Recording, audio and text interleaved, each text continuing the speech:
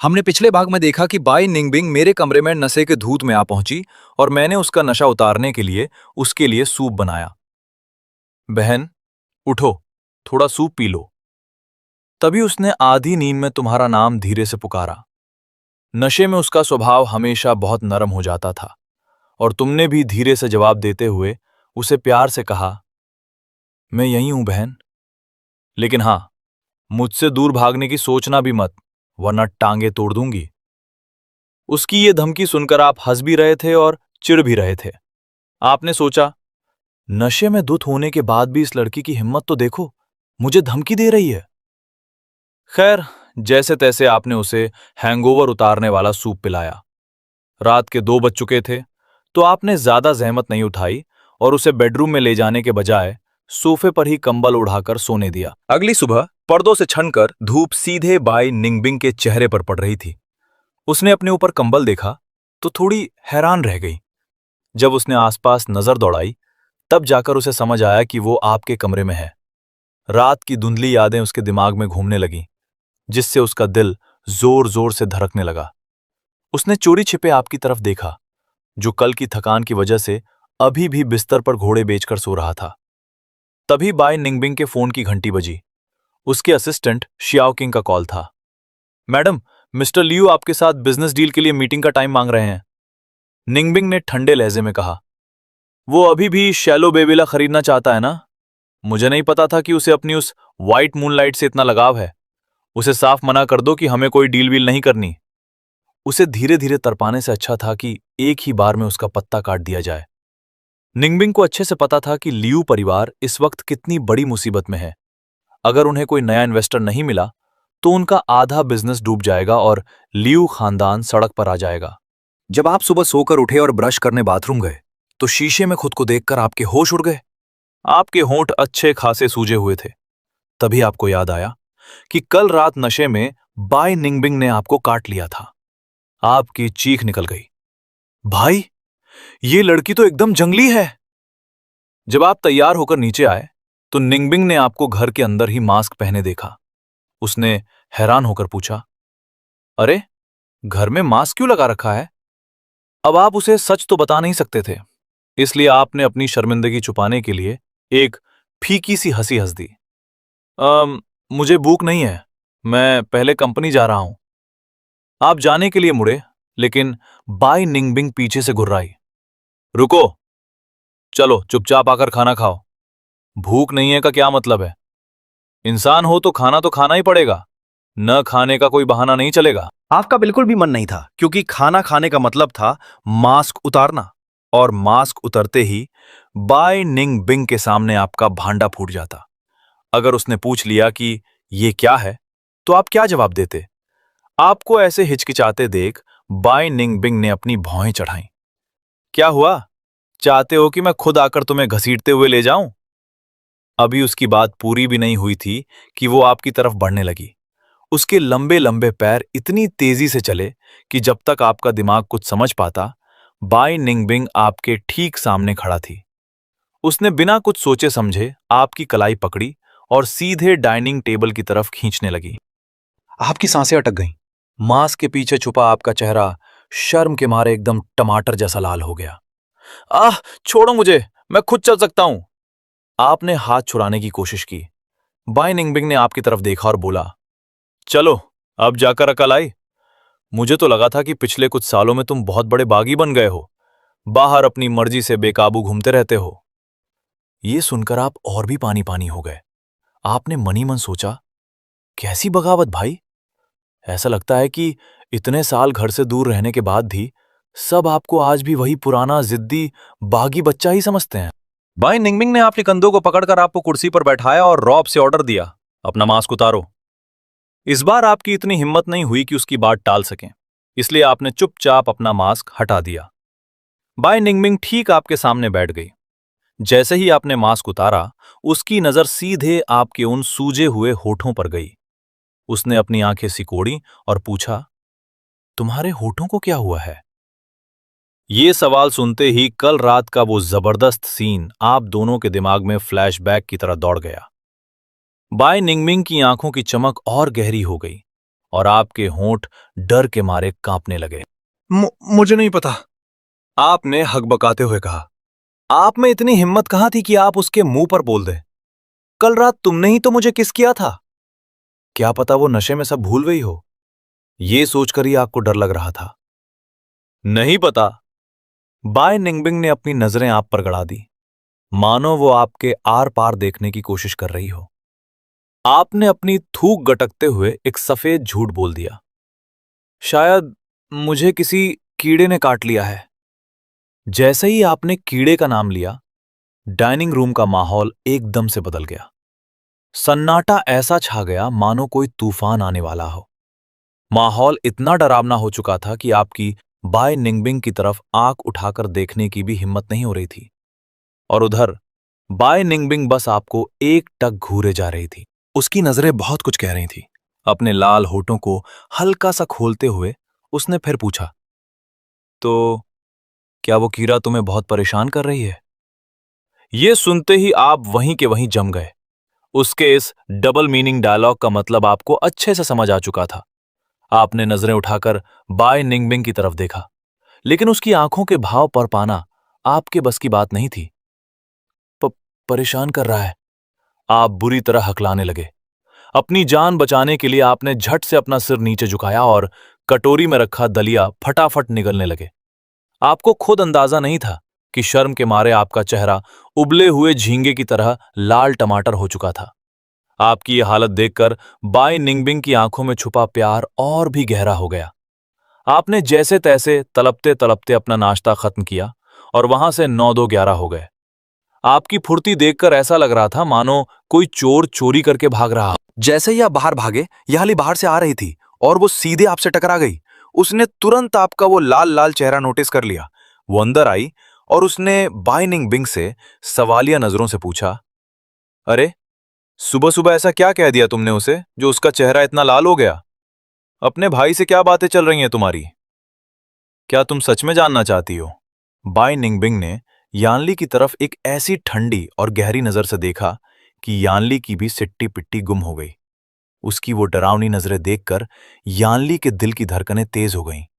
उसने तुरंत अपने दोनों हाथ हवा में हिलाते हुए कहा, नहीं नहीं, मुझे कुछ नहीं जानना भाई, मैं तो बस ऐसे ही पूछ रही थी। बाई निंगबिंग ने अपने सामने रखा दूध का ग्लास उठाया, एक घूंट लिया और सीधे मुद्दे पर आते हुए कहा, चलो बताओ, तुम मुझसे किस सिलसिले में मिलने आई हो?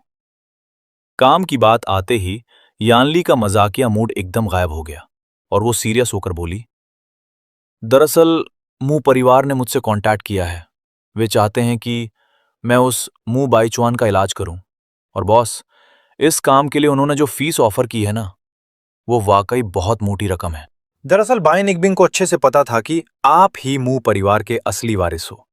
कायदे से तो अपने असली बेटे को पाकर आपके माँ बाप को खुश होना चाहिए था, लेकिन भाई, किसे पता था कि पूरा का पूरा मू खानदान ही विलन निकलेगा। अब असली और नकली बेटा एक साथ तो रह नहीं सकते थे, तो उन जालिमों ने अपने सगे बेटे को ही लात मारकर बाहर निकाल दिया। अब सब कुछ आप पर निर्भर करता है बहन। उन्हें उनकी औकात दिखा दो और सब कुछ साफ कर दो। बाय निंगबिंग का लहजा एकदम बर्फीला था। यह सुनकर यान ली की पलकें हल्की सी फड़क उठीं। सीधे सीधे कहे गए ये शब्द किसी को भी पूरी तरह से निराश करने के लिए काफी थे। निंगबिंग ने कहा, मू परिवार के नखरे झेलने से अच्छा है कि हम उनसे मिलने से साफ मना कर दें। वैसे भी आपका रवैया तो उनसे मिलने से इनकार करने से कहीं ज्यादा खतरनाक है। बाय निंगबिंग के होठों पर एक क्रूर और ठंडी मुस्कान आ गई। पिछले 2 सालों में उन लोगों ने शियाओ गे को बहुत तरपाया था। अब उन्हें सबक सिखाना ही था कि घमंड ही इंसान को ले डूबता है। वैसे बाय निंगबिंग के मुंह से घमंड बर्बादी लाता है जैसी बात सुनना किसी मजाक से कम नहीं था, क्योंकि पिछले 2 सालों में एफ देश के अंदर खुद बाय निंगबिंग से बड़ा अहंकारी और कोई था ही नहीं। यान ली ने अपना फोन निकाला और खुलकर हंसते हुए बोली, ठीक है, मैं समझ गई। तुम्हारा मकसद उन्हें पूरी तरह से बर्बाद और निराश करना ही है ना? उधर लियू सुयुन को तुरंत यान ली के असिस्टेंट का फोन आया, जिसने सीधे शब्दों में कह दिया, प्रोफेसर यान ली, मरीज का इलाज करेंगे या नहीं, यह पूरी तरह से मिस्टर मू के मर्जी पर डिपेंड करता है। क्या? ये सुनते ही लियू सुयुन के पैरों तले जमीन खिसक गई। वो शुरू से ही इस पूरी सिचुएशन से बचना चाहती थी, इसीलिए उसने चुपके से यान ली से कांटेक्ट करने की कोशिश की थी, ताकि शायद कोई उम्मीद की किरण दिख जाए।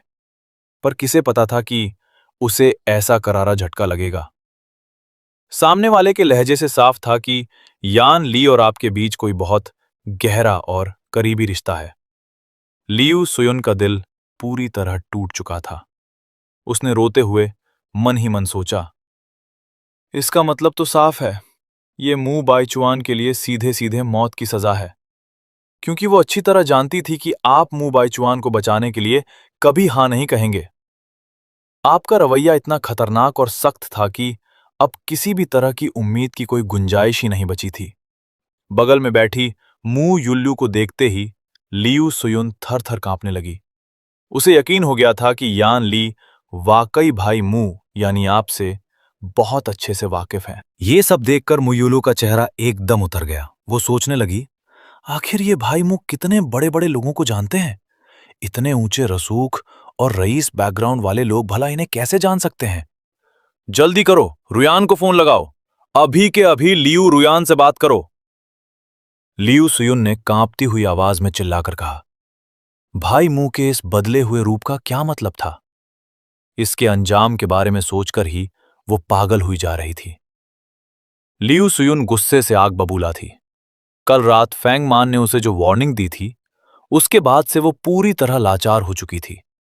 अब मजबूरी में उसे मुयुलू से कहना पड़ा कि वो लियू रुयान को फोन मिलाए। इस बीच लियू रुयान आपकी कंपनी के मेन गेट पर खड़ी थी। जैसे ही मू युलू का फोन आया और उसने पूरी बात सुनी, रुयान की आंखें फटी की फटी रह गईं। उसे अपनी कानों पर भरोसा नहीं हो रहा था। इस बात में अब कोई शक नहीं था कि यान ली के साथ आपकी वाकई बहुत तगड़ी और गहरी दोस्ती थी। हमें एकदम पक्की खबर मिली है रुयान, बाईचुआन की जान बचेगी या नहीं, ये अब पूरी तरह से भाई मू के सिर्फ एक इशारे पर डिपेंड करता है। फोन पर मू युलू की आवाज इतनी सीरियस थी कि लियू रुयान का चेहरा डर के मारे काला पड़ गया। आखिर यान ली के साथ इसका क्या कनेक्शन है? यान ली जैसी बड़ी डॉक्टर इसके सामने क्यों झुकेगी? पक्का इन दोनों के बीच कुछ तो गड़बड़ चल रही है। लियू रुयान का चेहरा गुस्से से तमतमा उठा था। वो सोचने लगी, पहले वो यान ली, फिर जिन जियांग तियान चेंग की वो हाईफाई औरत। आखिर इस भाई मुंह के आसपास कितने लोग घूम रहे हैं? गुस्से और जलन ने लियू रुयान के दिमाग पर पूरी तरह कब्जा कर लिया था। उसके मन में पुरानी बातें घूमने लगीं कि कैसे वो आपके बिना रह नहीं सकती थी। लेकिन अब आपके इस ठंडे और बेरुखे रवैये को देखकर वो तिलमिला उठी। वो इस बात को पचा ही नहीं पा रही थी कि आप अब उससे बिल्कुल भी प्यार नहीं करते। तभी मू युलू की चीखने की आवाज ने उसके दिमाग के दही को रोका। रुयान, फालतू बातें छोड़ो, इधर बाईचुआन की हालत पल पल बिगड़ती जा रही है। अगर ये दोनों बड़े डॉक्टर टाइम पर यहां नहीं पहुंचे तो हम बाईचुआन को हमेशा के लिए खो देंगे और ये नुकसान हम बर्दाश्त नहीं कर पाएंगे। लियू रुयान को अच्छे से पता था कि आगे क्या होने वाला है। मू बोचुआन बिना इलाज के तड़प तड़प कर मर जाएगा। अपने फायदे और नुकसान का पूरा हिसाब लगाने के बाद लियू रुयान ने खुद को संभाला और फोन पर बोली, ठीक है, मैं समझ गई, मैं इसका कोई ना कोई रास्ता निकालती हूं। यह कहकर उसने फोन काट दिया। ठीक उसी पल आपकी एंट्री होती है। आप अपनी चमचमाती एस्टन मार्टिन कार से कंपनी की बिल्डिंग के सामने उतरते हैं और अपनी लेडी ड्राइवर को कुछ समझाने के लिए पीछे मुड़ते हैं। यह पूरा नजारा लियू रुयान अपनी आंखों से देख लेती है। आपकी वो हंसती हुई मुस्कान उसे चापलूसी जैसी लगती है और जलन के मारे उसका खून खौल जाता है। जैसे ही आप बिल्डिंग के अंदर जाने के लिए मुड़े, अचानक गेट पर लियू रुयान को देखकर आपके कदम वहीं थम गए। लियू रुयान आपको इस कदर घूर रही थी, मानो उसकी आंखों से निकलने वाली गुस्से की आग आपको अभी जिंदा जलाकर राख कर देगी। तभी आपको याद आया कि आज सुबह आपके फोन पर कई अनजान नंबरों से मिस्ड कॉल्स आई थीं। जाहिर है उनमें से कुछ कॉल्स इसी लियू रुयान की थीं। भाई मुंह, तुम्हें थोड़ी भी शर्म नहीं आती? मेरी पीठ पीछे और कितनी औरतों के साथ चक्कर चला रहे हो तुम? लियू रुयान सबके सामने गुस्से से चिल्लाई।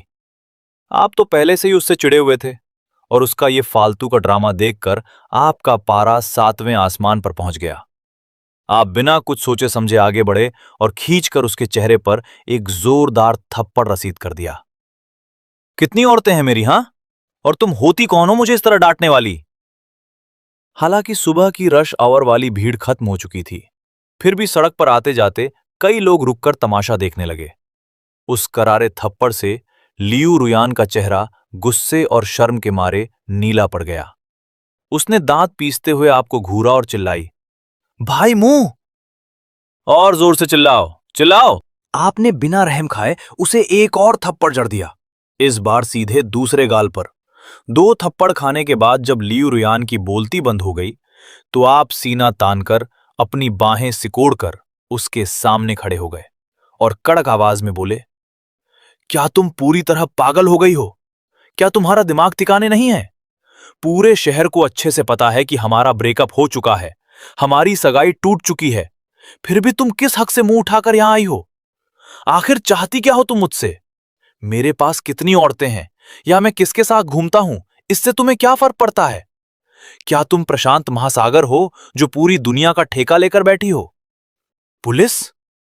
लियू रुयान का गुस्सा 7वें आसमान पर पहुंच गया, लेकिन आपकी कंपनी का इलाका होने की वजह से उसकी ज्यादा चू-चू करने की हिम्मत नहीं हुई। पर आपने भी उसे संभलने का एक मौका नहीं दिया। आप तो मानो मशीन गन लेकर बैठ गए थे और अपनी बातों की गोलियां ताबड़तोड़ बरसाने लगी। लियू रुयान के मुंह से एक शब्द नहीं निकला। वो बस फटी आंखों से आपके चलते हुए मुंह को देखती रह गई।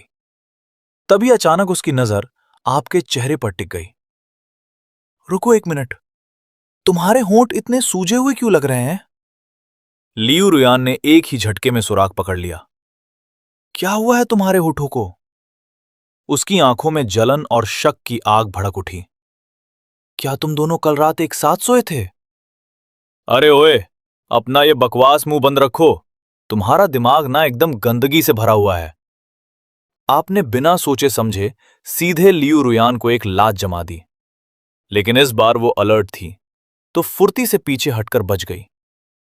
इस ड्रामे के ठीक 10 मिनट बाद लियू रुयान आपके पीछे पीछे अकड़ती हुई आपकी कंपनी के अंदर घुस आई। ऑफिस को देखकर कोई भी बता सकता था कि कंपनी में भारी पैसा लगा है। भले ही स्टार्टअप नया था, पर सेटअप इतना तगड़ा था कि सालाना 70 लाख का प्रॉफिट तो इसके लिए बाएं हाथ का खेल था। आपकी सेक्रेटरी यांग नान लियू रुयान के लिए कॉफी लेकर आई, लेकिन केबिन का माहौल इतना गर्म देखकर वो बिना टाइम वेस्ट किए दबे पांव वहां से खिसक गई। आपने अपनी बाहें सिकोड़ी और लियू रुयान को एकदम ठंडे लहजे में घूरते हुए कहा, जो बकवास करनी है जल्दी बोलो, वरना अभी सिक्योरिटी को बुलाकर तुम्हें धक्के मारकर बाहर निकलवा दूंगा। लियू रुयान ने अपना वही पुराना घमंडी और बेरुखा एटीट्यूड दिखाया और बोली, इस 2 कौड़ी की कंपनी को अभी की अभी बंद करो और उस औरत से अपने सारे रिश्ते तोड़ लो। क्या मतलब है तुम्हारा? आपने एक एक शब्द पर जोर देते हुए पूछा।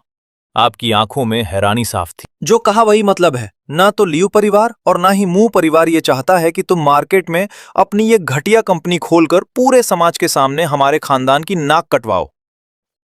लियू रुयान का घमंड फिर से सिर चढ़कर बोल रहा था।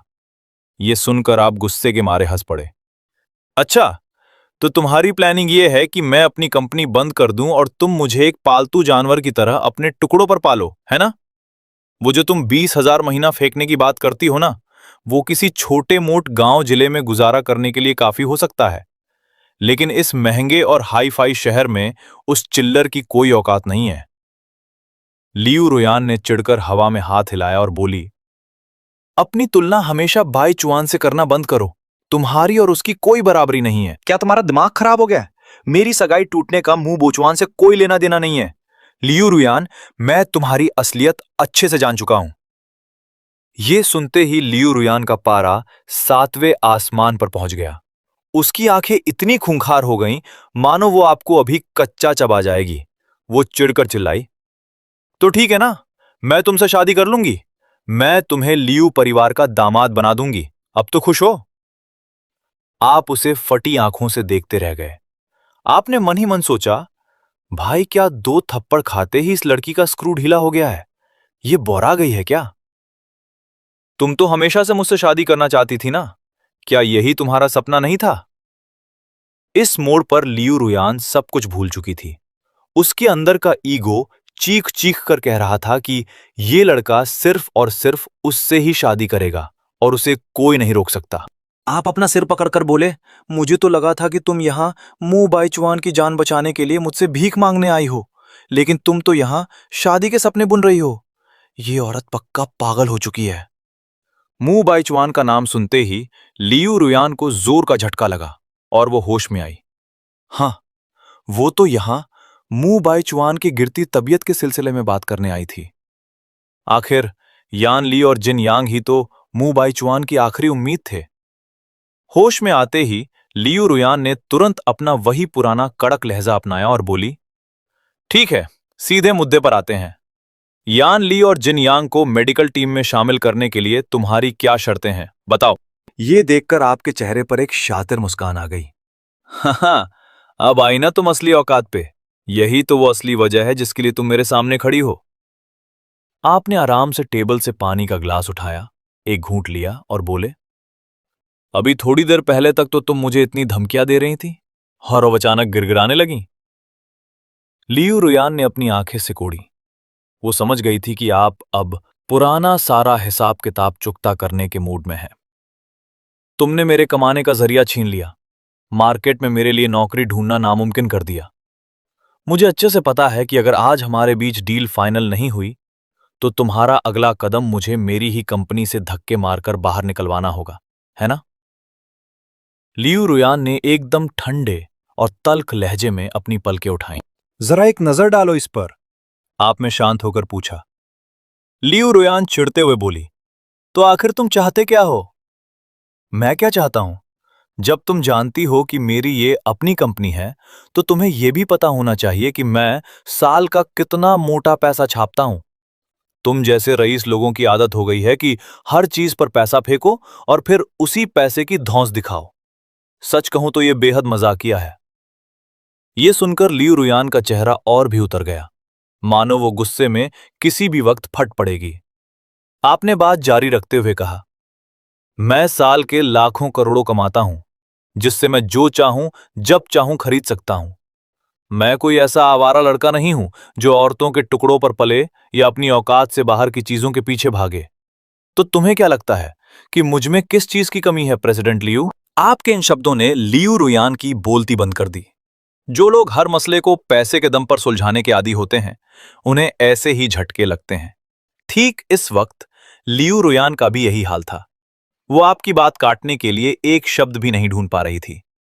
तभी लियू रुयान की आंखों में एक अजीब सी चमक आई, मानो उसने कोई बहुत बड़ा फैसला ले लिया हो। वो अकड़ कर बोली, तुम उन दोनों बड़े डॉक्टरों को तुरंत बाईचुआन की इलाज टीम में शामिल करवाओ, और मैं वादा करती हूं कि मैं मुंह बाईचुआन से अपने सारे रिश्ते हमेशा के लिए तोड़ दूंगी। अब बताओ, क्या तुम यही नहीं चाहते? आपने अपना कॉफी का कप नीचे रखा।